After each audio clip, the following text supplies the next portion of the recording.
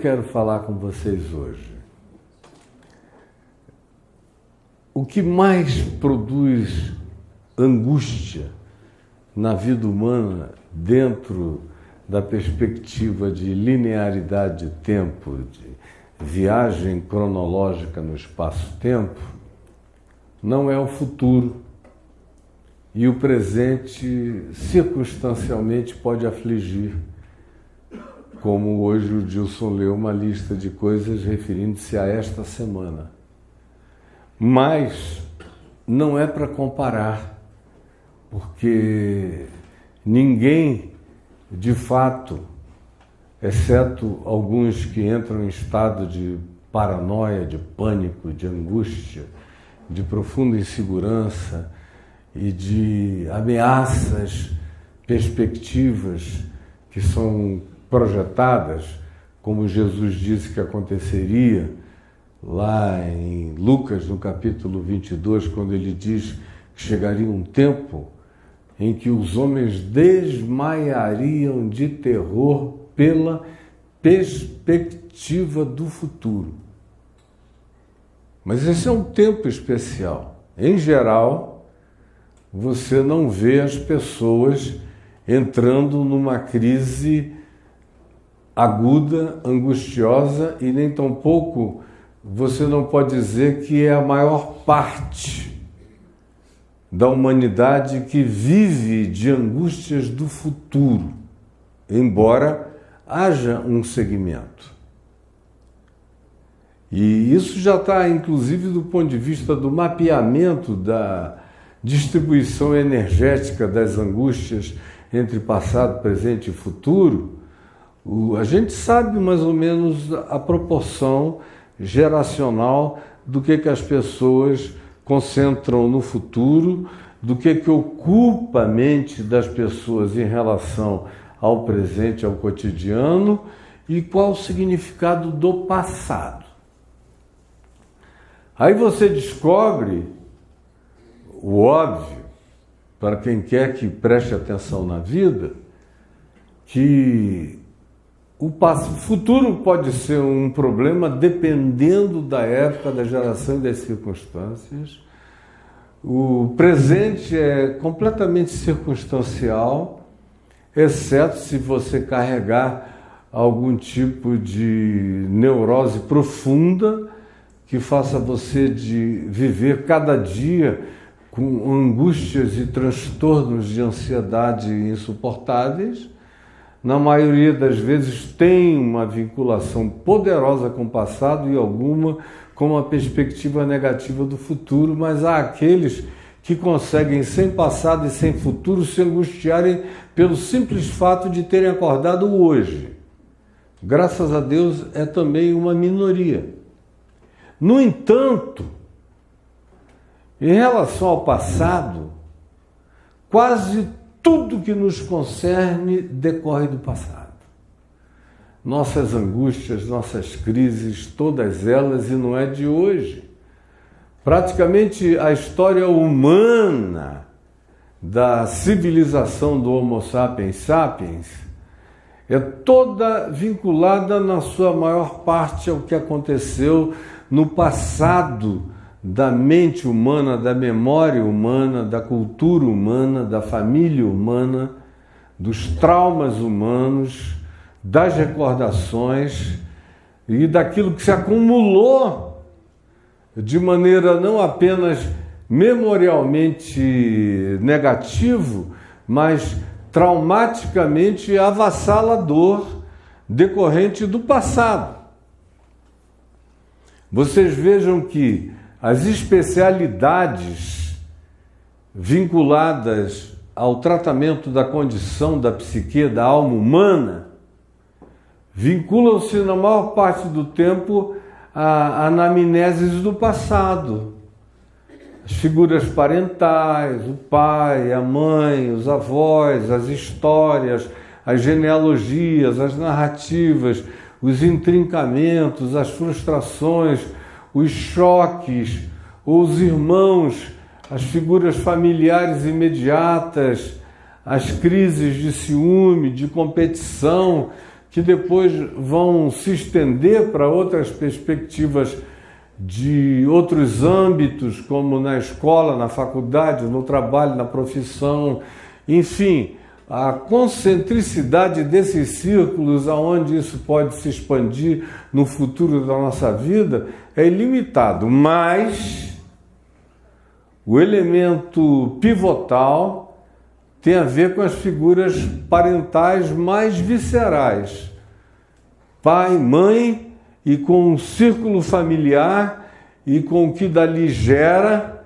e de como a gente é visto, é interpretado, interpreta, se percebe sentido em relação a eles, é daí que vem. E vocês vejam que as ciências que tratam disso passam boa parte do seu dever de debulhamento para o descobrimento e a propositura de um acalmamento e de uma melhoria da vida, tentando entender, destrinchar o fenômeno do nosso passado e daquilo que ele produziu, não como dor tópica,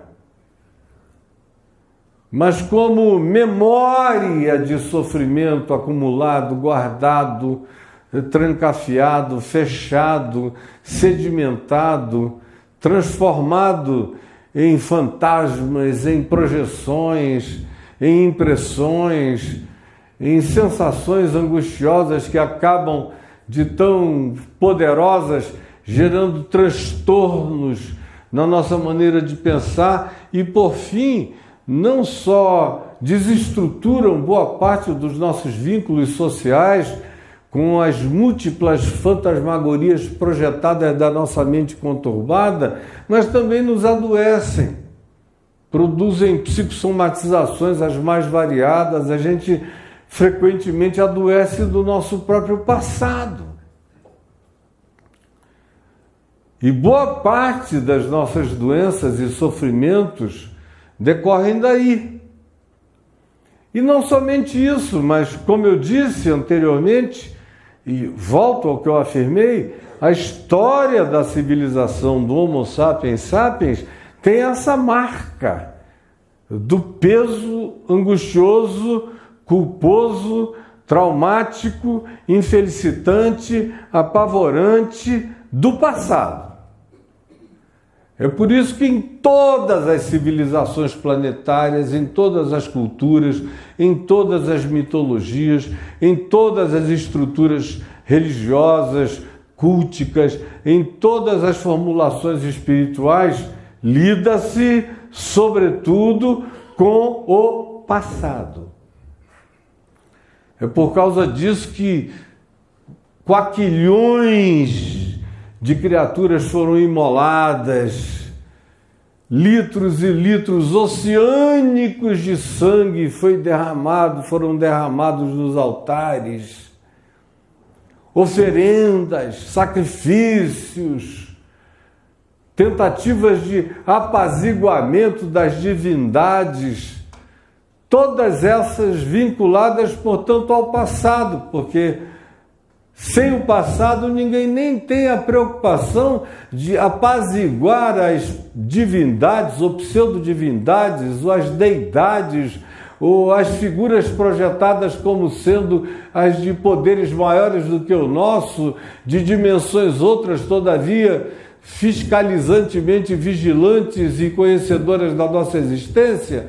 Ninguém tem essa preocupação antecipada, a não ser por causa do latejamento angustioso, constante, frequente, recorrente, insistente e adoecedor do passado. E cada um de nós aqui, sem nenhuma exceção, tem que concordar com isso, porque ninguém aqui é Adão, que nasceu sem umbigo. Sem pai, nem mãe, nem sogra,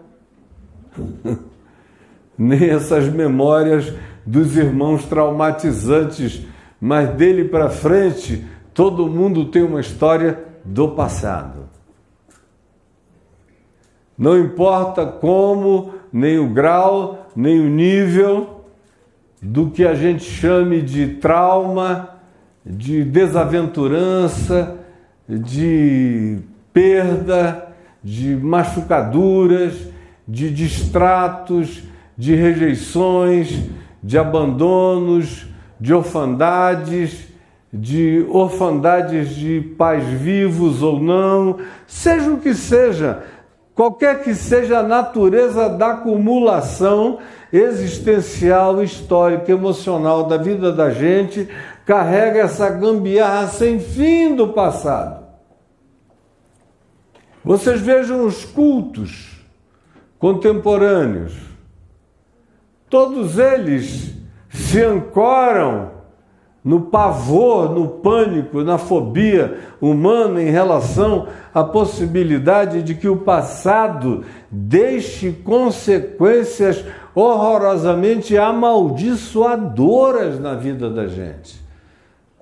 Do que uma avó fazia, um avô, do que o pai, do que a mãe praticavam, as tais das maldições hereditárias, que geram um lucro extraordinário, ou os pecados com as suas indulgências, ou os chamados sacrifícios em dinheiro, que são os dízimos colocados nos altares.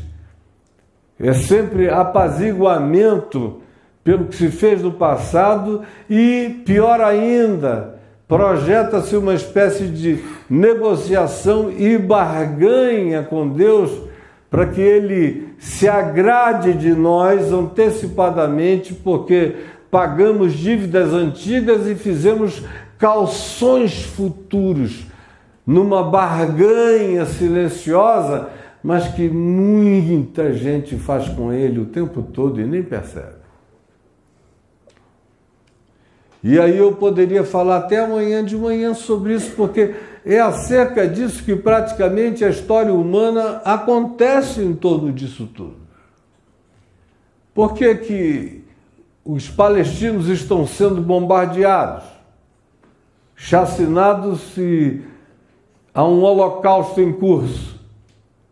Pelo passado. É ódio que vem de 4.000 anos atrás, entre Sara e Agar, Agar e Sara, Abraão no meio, trisal, patriarcal, conflitos os mais variados, Esaú e Jacó, Ismael e Isaque, ódio em todas aquelas regiões, vem um acumulado histórico. Se a gente tivesse tempo para contar, teríamos que pedir dias de narrativas, porque é uma acumulação horrorosa de passado perverso. Você vê lá o Putin com a Ucrânia. O que é aquilo? Passado. Remeter-se ao fato de que ele se sente um novo czar, gostaria de unificar a Rússia do tempo do Império Czarista. E aí, anos e anos depois, com uma geopolítica totalmente alterada, ele quer estabelecer isso e começa um papo atômico para fazer isso. Vocês vejam a força do passado.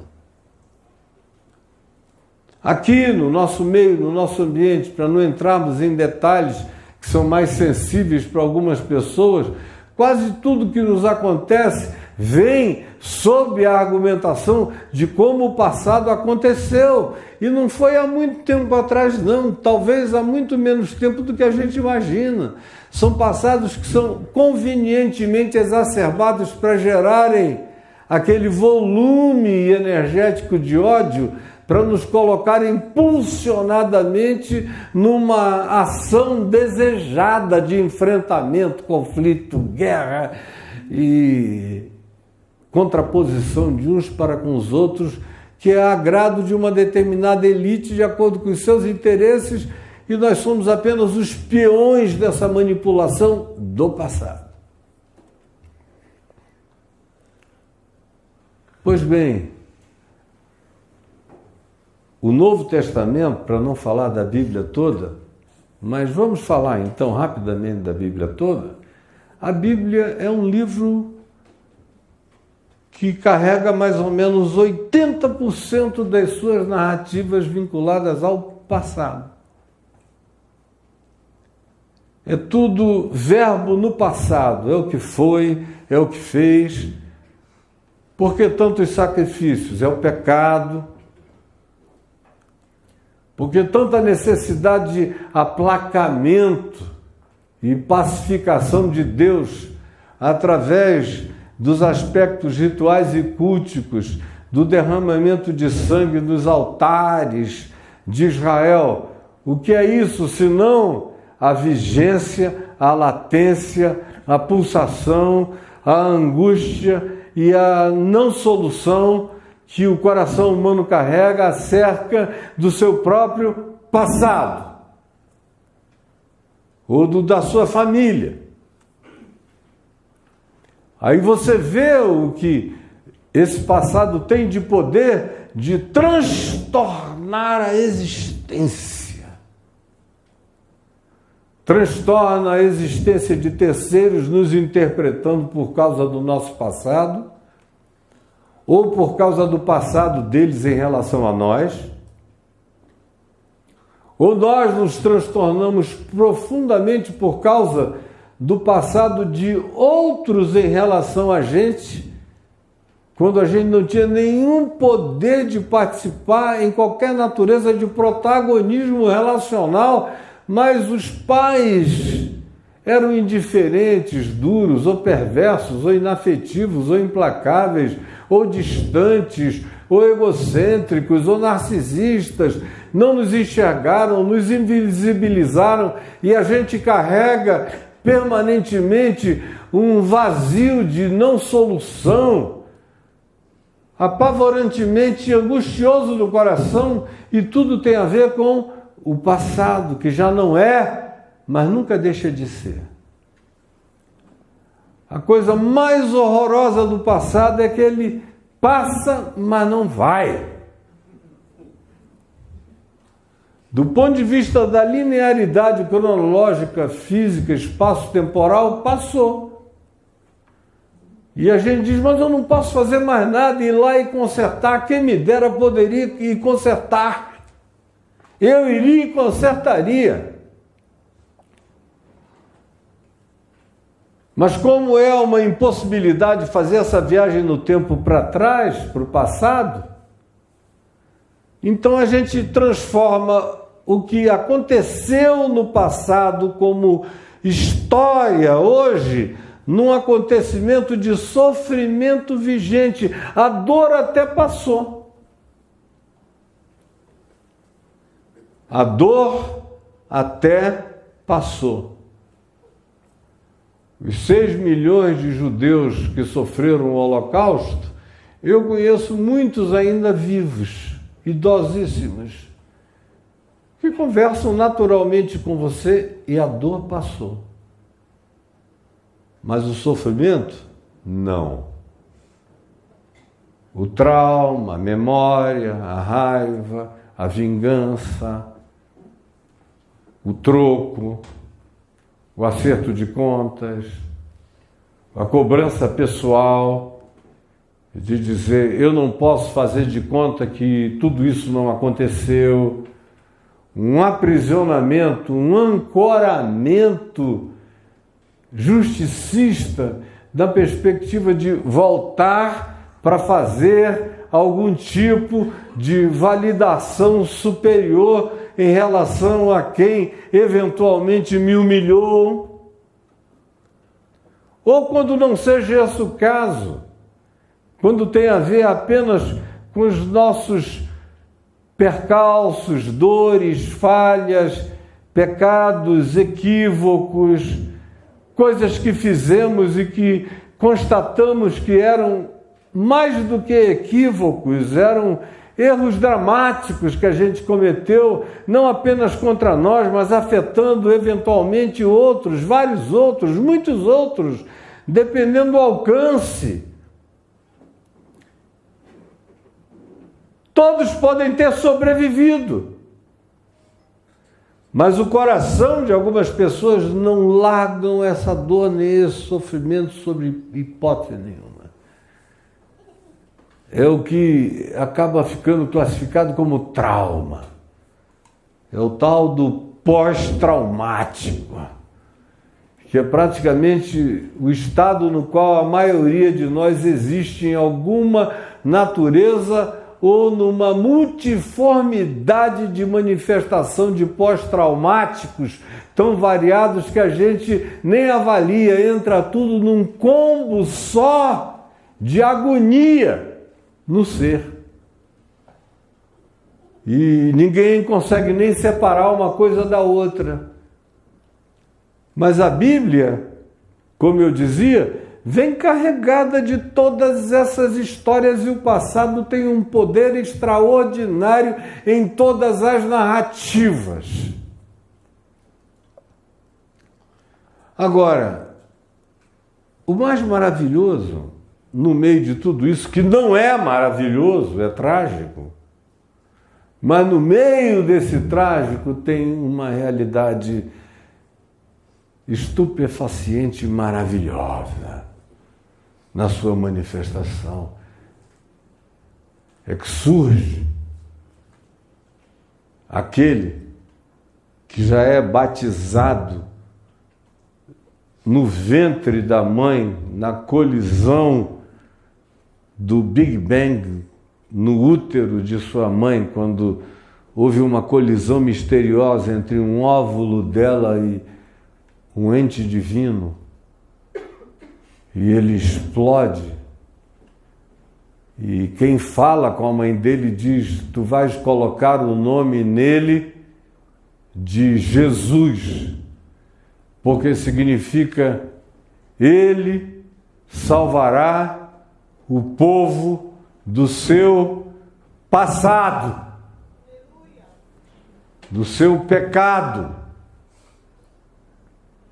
Ele veio para quebrar esse karma.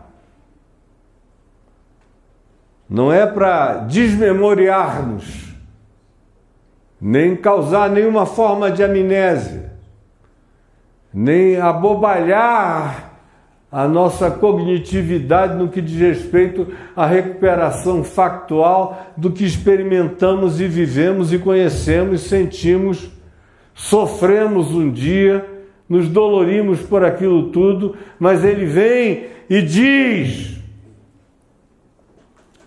perdoados estão os teus pecados.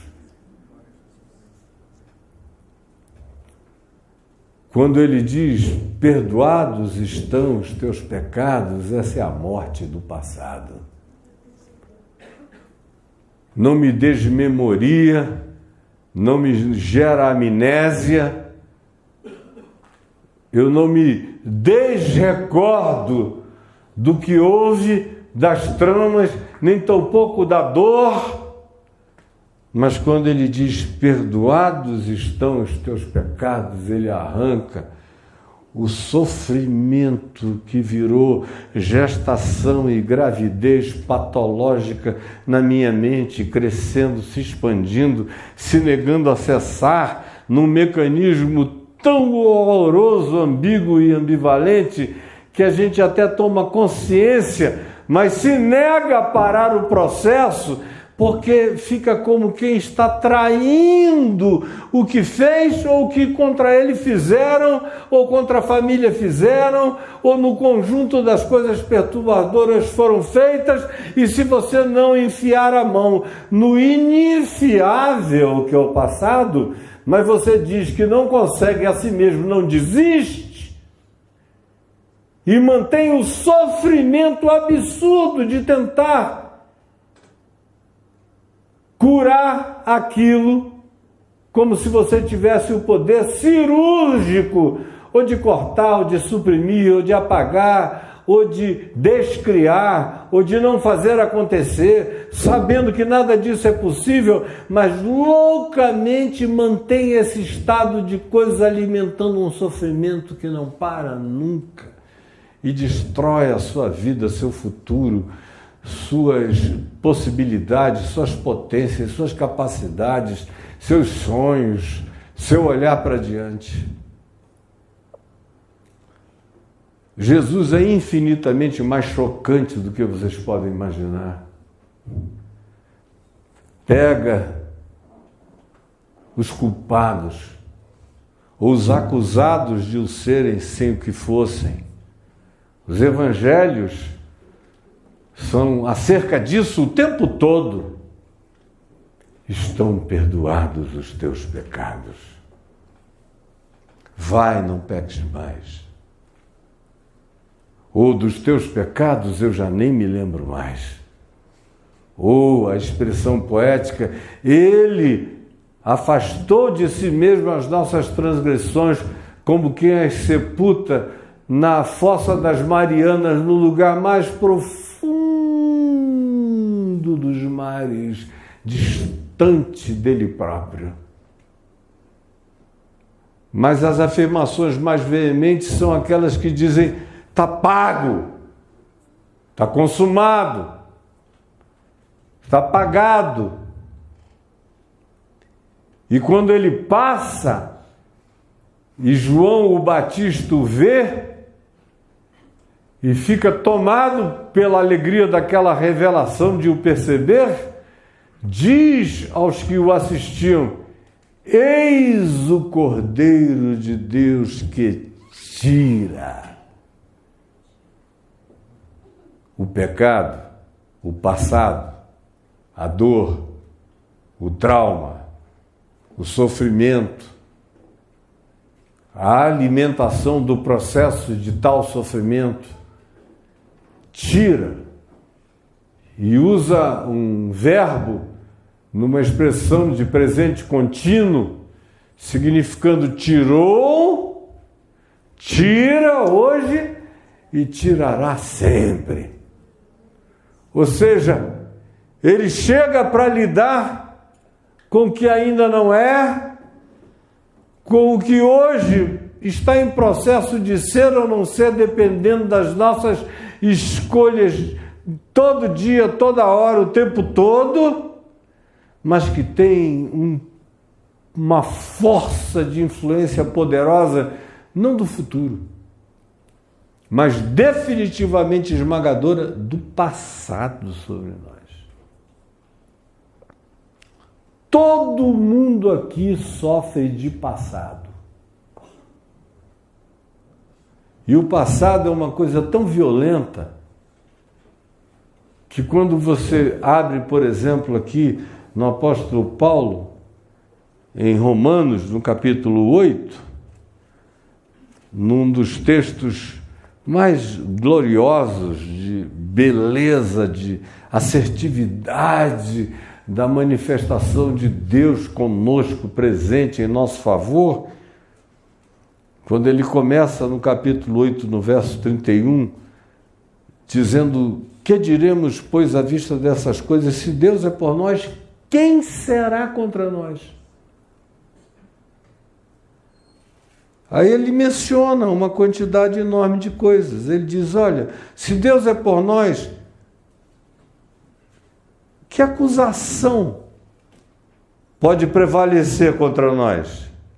Se Deus é por nós, que condenação pode prevalecer contra nós? Se Deus é por nós, quem pode provocar separação entre Ele e nós? E para cada uma dessas perguntas, a resposta à questão retórica é: ninguém nem nada. Todavia, quando você vai um pouco mais adiante, depois de quem nos separará do amor de Cristo, há uma quantidade de perguntas, de alternativas potenciais, de meios de separação da gente de Deus, da experiência de Deus em nós. Porque em momento algum Paulo está falando da separação de Deus em relação a nós, mas da nossa experiência aqui no coração em relação a Deus para nós. Aí ele dá uma lista dizendo: será tribulação? E a resposta é não. Ou angústia, ou perseguição, ou fome, ou nudez, ou perigo, ou espada. A resposta é não necessariamente. Essas coisas não carregam o poder de criar nenhuma separação entre Deus e nós, e nem tampouco tem o poder de, em havendo fé, raiz, ancoramento do ser na realidade do amor de Deus por nós, tampouco carregam em si o poder de nos fazerem pensar que nós estamos separados de Deus por causa de tribulações, angústias, perseguições, fome, nudez, perigo ou espada. Como está escrito: por amor de ti somos entregues à morte o dia inteiro, somos considerados como ovelhas para o matadouro. Mas e daí? O que Paulo está dizendo é assim mesmo. Em todas estas coisas, porém, somos mais que vencedores. Nenhuma dessas coisas é problema. Nenhuma dessas coisas é problema, nem tribulação, nem angústia. Às vezes a pessoa fica angustiada: acho que Deus me deixou porque eu estou angustiado. Para com isso, cara. Hormônio angustia, um dia melancólico angustia, uma canção que veio do vizinho angustia. Qualquer outra coisa tem 1 trilhão de convergências de natureza sindrômica que podem produzir sentimentos que a gente não sabe nem de onde estão latejando na alma da gente. Para com a bobagem da emoção e do sentimento da angústia, por exemplo, ou da perseguição que acontece, não necessariamente por causa de mim, porque o outro é doido mesmo. O invejoso é doente, me odeia não por causa de mim, mas por causa dele próprio, que está entupido de ódio vazante e descarrega. E acontece de ser contra mim também. E fome só não dá em poste de ferro, ou nudez, ou perigo, ou ameaça de morte, ou circunstância, ou assalto, ou espada. Pode acontecer com qualquer um e significa o quê? Em relação a Deus, de acordo com Paulo, absolutamente nada. Quem nos separará? Nenhuma dessas coisas. Em todas essas coisas, porém, somos mais do que vencedores por meio daquele que nos amou. Eu olho para além das circunstâncias e vejo que tem um amor constante, ininterrupto, na minha direção, inabalável, intranstornável, irreversível, contínuo, chancelado, declarado, penhorado em meu favor, marcado no meu peito, que define a minha inseparabilidade absoluta dele. Porque isso tudo acontece não porque eu o amei, mas porque ele me amou primeiro. E é absolutamente fiel à determinação desse próprio amor dele para com as criaturas que, na sua relatividade absoluta, desejam receber favores imerecidos, graça, compaixão, misericórdia, acolhimento, bondade divina na sua direção, não por causa de sua justiça própria, mas porque as misericórdias dele vão de eternidade a eternidade, não tem fim, são loucas, absurdas, incompreensíveis. O amor dele é inexplicável e ele é totalmente absurdo na manifestação desse amor dedicado. Quem nos separará? Aí, Paulo, no verso 38, diz, porque eu estou bem certo, não é pouco, não, é totalmente certo, de que nem morte, todo mundo aqui vai morrer. Mas Paulo diz que a morte morreu. Ele diz em 1 Coríntios, que agora a morte é um legado nosso, tanto a morte como a vida, as coisas do presente e as do porvir. A morte não mata mais. No dia que vocês ouvirem falar que eu morri, não deve ser daqui a 100 anos, é muito mais curto esse tempinho, é uma regressiva que eu faço com toda a lucidez e paz e alegria, porque o que me aguarda é glória peremptoriamente manifesta em meu favor, as coisas que os olhos nunca ouviram, os ouvidos nunca ouviram e que nunca subiu ao coração de homem algum, é o que Deus tem reservado para aqueles que o amam e é para lá que eu estou indo. E dia a dia eu sou absorvido nisso. A morte não me separa, nem a vida. Eu não tenho medo de viver, seja lá o que seja. Eu já vivi um montão para trás. Muitas vidas numa só, mas eu sei que eu ainda vou viver muito e eu não tenho medo de nada que me possa vir. Faz parte. Nada me separa desse amor. Nem anjos, demônios, alienígenas, seres multiversicos, de qualquer que seja a natureza ou de dimensão civilizatória, nada pode me separar deste amor.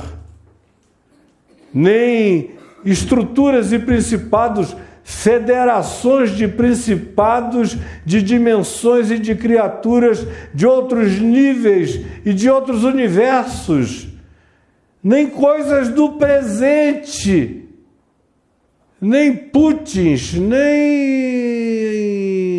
não vou falar nada. Putin evoca uma coisa que acaba lembrando de parto, né?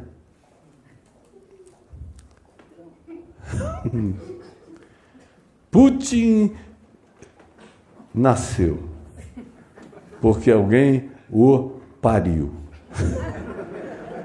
Putin. Quem te pariu, meu querido irmão, amado, quem te pariu?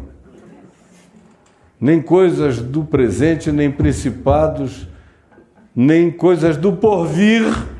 E olha que o que vem por aí, nenhuma ficção concebeu até agora. Mas eu estou preocupado com o que vem por aí. Ao contrário, minha mulher sabe que uma das razões pelas quais eu peço longevidade é para estar aqui, tanto mais quanto a coisa fique difícil, porque eu sei que Deus me deu uma mente e um coração preparados para enfrentar o absurdo, o impensável. Tem uma estrutura, tem um enervamento, tem uma rigidez, tem um carnegão, tem um âmago, tem uma raiz plantada na eternidade que Ele colocou em mim, que não teme qualquer que seja o porvir.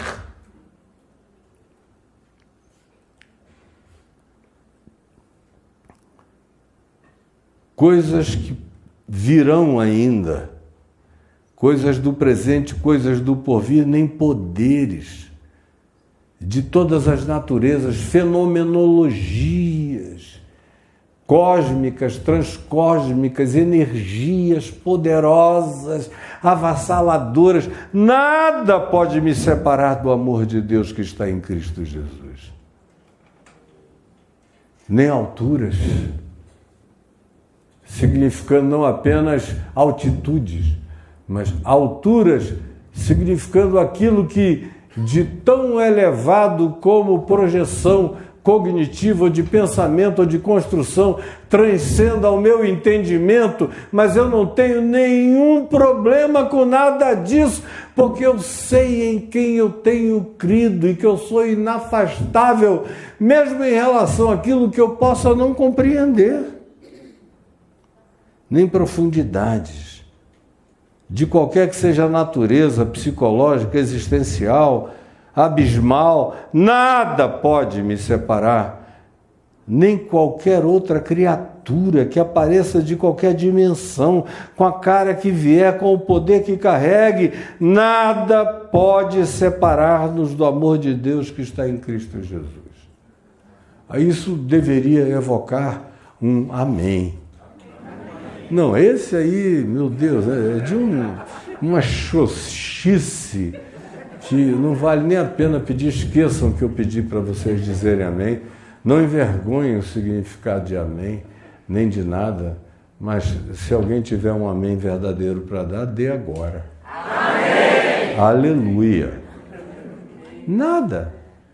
Sabe o que? Exceto o passado. Vocês viram que tudo isso foi mencionado aqui, mas não tem uma única alusão ao passado. Porque o passado não pode me separar do amor de Deus por mim, porque já se disse que o que poderia, Cristo já pagou do meu passado. O problema não está no amor de Deus para comigo, está na minha resposta ao amor de Deus por causa do passado, do meu passado. Deus está resolvido em relação ao meu passado, sempre esteve. Aliás, o universo já foi criado sob o signo da solução do passado, antes que o passado fosse uma realidade que tivesse passado para quem quer que fosse.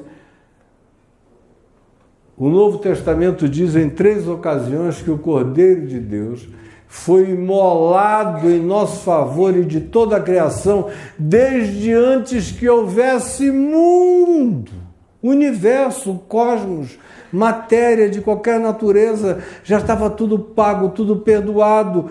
O problema não é o que Deus fez ou faz em nosso favor, o problema é aquilo que a gente não consegue se apropriar para nós. E o extraordinário, chocante e paradoxal é que é mais fácil a gente se apropriar de todas essas afirmações que aqui dizem que em Cristo Jesus não podem nos separar do amor de Deus, do que lidar com o que explicitamente foi o que Jesus veio fazer. Por que a cruz se ergueu?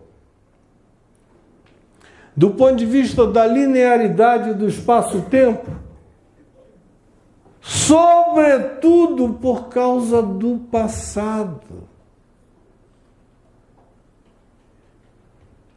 Aquele que não teve pecado, Deus o fez pecado por nós, levando Ele mesmo na cruz todas as nossas transgressões. Carregou sobre Ele tudo aquilo que é descrito como produção da gente contra nós mesmos e contra a vida. Ele, porém, levou sobre si e disse: acabou.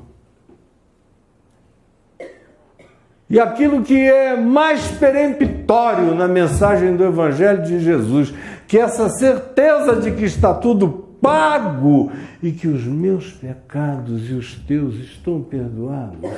Filho, filha, os teus pecados estão perdoados. Pai, perdoa-lhes porque eles não sabem o que fazem. Essa garantia fundamental, essencial e incomparável que nos é dada, que é transformada em cruz, em desgraça, em maldição, em perversidade humana contra o amor divino, mas que está garantida e que foi vencida e chancelada pela ressurreição dos mortos em Cristo. Isso a gente não consegue se apropriar, porque se a gente se apropriasse, o nosso nível de saúde humana, mental, emocional, espiritual, histórica, de todos os níveis, seria completamente outro. A gente andaria desassombrado. Porque a maior parte dos nossos medos decorrem das nossas inseguranças do passado. Culpa. E se ele voltar para acertar contas?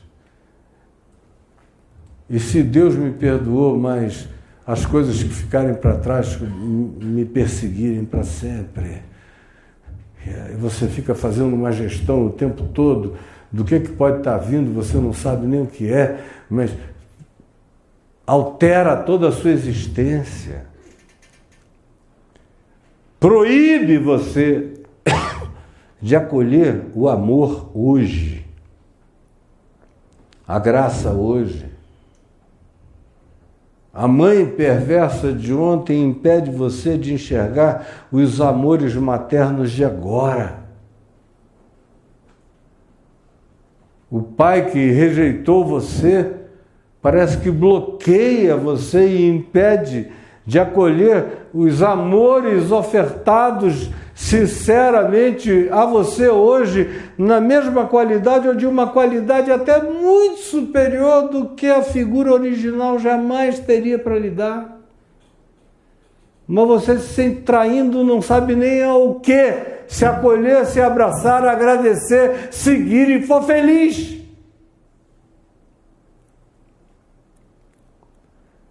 Eu vejo um dos exemplos mais chocantes, que são homens e mulheres, mas especialmente mulheres, que foram muito felizes com alguém durante 5 anos, 10 anos, 15 anos, e a pessoa faleceu. E aí esses indivíduos assumem um luto eterno. Pode passar quem passar na frente dessa pessoa. Pode vir uma figura divina de amor, de acolhimento, do ponto de vista marital, conjugal, de oferta, mas a pessoa ficou vinculada para sempre a uma fidelidade que já não existe do ponto de vista histórico concreto, mas na emocionalidade há uma conjugalidade em estado de sofrência contínua que impede você de se abrir para qualquer outra alternativa, de se deixar surpreender pela alegria em algum outro momento da vida. O passado. Aí eu não cheguei ainda nem em 30% do que eu queria falar, mas eu vou parar. É sério. Porque eu ainda nem comecei. Mas só para eu conseguir terminar minimamente, eu queria que você lembrasse comigo do que Paulo diz aos Filipenses, quando ele, depois de falar do que ele fez, e dentre as coisas que ele fez no passado, ele matou. A gente não pensa em Paulo como um cara que matou, né? Mas ele diz, escrevendo aos Tessalonicenses, que ele matou, que ele mandou matar, foi o mínimo. Foi um doicode do Sinédrio de Jerusalém. Perseguiu, torturava, obrigava discípulos de Jesus a blasfemar, tratava-os com uma insolência, uma impertinência indizível, e chamava aquilo de meu culto, como ele mesmo diz aos Filipenses, considerava que aquilo era a manifestação do meu zelo e do meu amor por Deus, maltratar aquele tipo de gente que se confessava discípula do Evangelho. Aí depois de dizer isso tudo, ele diz, mas eu alcancei graça. Aí essa história inteira cabem 5 versículos, mas eu alcancei graça e mantive comunhão com o que Cristo fez por mim na cruz, comunhão com os seus sofrimentos em meu favor.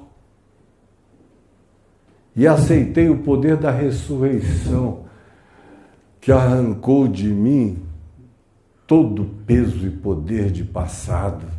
Está tudo consumado. Aí ele prossegue dizendo, portanto, está no capítulo 3 de Filipenses, esquecendo das coisas que para trás de mim ficam. Olha quanta coisa para trás ficou. Não tem ninguém aqui com esse histórico. Vocês são todos inocentes, noviços e noviças, nem rebeldes são, comparado com Paulo. No entanto, esquecendo das coisas que para trás de mim ficam, eu prossigo para o alvo. Eu preciso aprender a esquecer as coisas que para trás de mim ficam. Sem nenhum processo de desmemoriamento, eu preciso esquecer da validação e do chancelamento do meu compromisso com um sofrimento que quer se tornar perene, adubado, anelado, aninhado, guardado e tratado como bem precioso dentro da minha vida, porque se eu fizer assim, ninguém pode me salvar de mim mesmo. Esquecendo-me. Você consegue fazer esse exercício de esquecer? De perdoar? Às vezes a gente tem que perdoar. Quando nós fomos objeto da agressão, dos maus tratos, da rejeição, do trauma, dos pisoteamentos, a gente se volta e perdoa, perdoa, perdoa, perdoa tudo, perdoa todos. Perdoa o mundo. Para poder andar leve e limpo, lavado, solto e só dos fantasmas, quaisquer que sejam eles. Só o perdão deixa você com essa leveza e solitude de identidade para se reconstruir novo na presença de Deus. Perdão. Eu perdoo. E eu também me perdoo porque Ele me perdoou. Portanto, já não há nada contra mim e não é o desenvolvimento de um estado de psicopatia. Não é. É tudo grave, foi grave, eu sei que foi, mas eu estou perdoado. Eu perdoei, me perdoei, fui perdoado e o passado ficou para trás. E eu não o alimento nenhum dia, não tem nenhum dia que eu viva para lambê-lo, para dizer, olha, faz tempo que a gente não conversa, volta aqui porque eu tenho algumas coisas para confessar mais a ti sobre o que eu fiz. Não, acabou! Esquecendo-me das coisas que para trás de mim ficam, eu prossigo para o alvo. O alvo é outro. É o prêmio da soberana vocação de Deus em Cristo Jesus. É ganhar a mente de Cristo. O prêmio é me tornar um Jesusinho de Deus andando neste mundo. O prêmio é olhar adiante e saber que a minha vocação é de cristificação, é me tornar um Cristo de Deus. À medida em que eu cresça, amadureça, evolua, tudo isso vai crescendo em mim. Não é num instante, é gradativo, é como a vida, mas eu prossigo para o alvo. Qualquer retroação é só para manobrar e prosseguir, porque eu não tenho mais caminho de retrocesso, é para o alvo.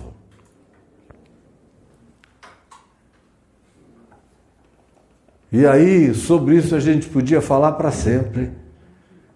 Mas eu quero só concluir lendo um outro textinho, que está aqui em Hebreus, num texto que eu particularmente acho lindo, quando o escritor de Hebreus diz que Deus não lida com nenhum outro tempo, hora ou condição que não seja com o dia chamado hoje. Hoje. E aqui ele afirma que o nosso chamado é para hoje. Hoje é o dia. Ontem já não é, o futuro não chegou, mas hoje é. E eu vivo hoje. Há uma convocação de uma existencialidade visceral e radical para viver o dia de hoje. Perdoado, pacificado, coberto, resolvido, solucionado. E se eu quiser, destraumatizado. Eu tenho uma quantidade de coisas que poderiam ter se transformado em traumas perenes na minha vida, mas onde eles estão? Eu os larguei, eles morreram de fome na história da minha vida. Eu perdi um filho num atropelamento, onde eu não estava, mas algumas pessoas que estão aqui hoje, minha filha Bruna, que estava aqui hoje, estava lá no dia que o Lucas foi atropelado. Eu conheço a maioria dos pais que tem um filho que foi atropelado e ficam imaginando como é que ele foi atropelado, aí ficam querendo saber. Eu poderia perguntar minuciosamente a Bruno, o que você lembra?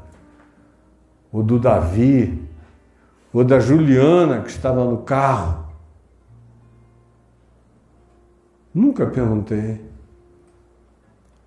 Agora, há 20 e tantos anos depois, passando no lugar com meu filho Davi, falei, foi aqui, não é?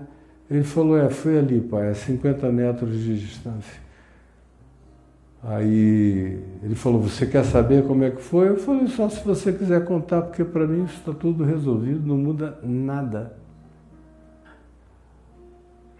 E eu assisto filme com gente sendo atropelada, vejo na rua gente jogada para o alto, o corpo subindo, caindo mole, tal. Eu lembro do meu filho? Não. Não tem um trauma disso e, sinceramente, deixa eu falar, não pensem que é arrogância, não. Minha mulher está aqui para testemunhar, eu não seria tão mentiroso para vir aqui falar isso. Eu não tenho trauma de nada. Quem me dera tivesse uma baratinha para eu dizer, eu tenho trauma de barata. Não tenho, nem de barata, nem de cobra, nem de gambá, nem de onça, nem de gente, nem de ninguém, nem de assaltante, nem de bandido, nem de político, que é um grande trauma, nada disso. Não tenho trauma de ninguém. Não tem nada mais maravilhoso do que você viver praticamente destraumatizado. Aí alguém diria, não é que você não foi minucioso demais ainda com você? Meu filho, minha filha, eu sei o que eu estou te dizendo. Cheguei aqui, com a graça de Deus, aos 70 anos de idade,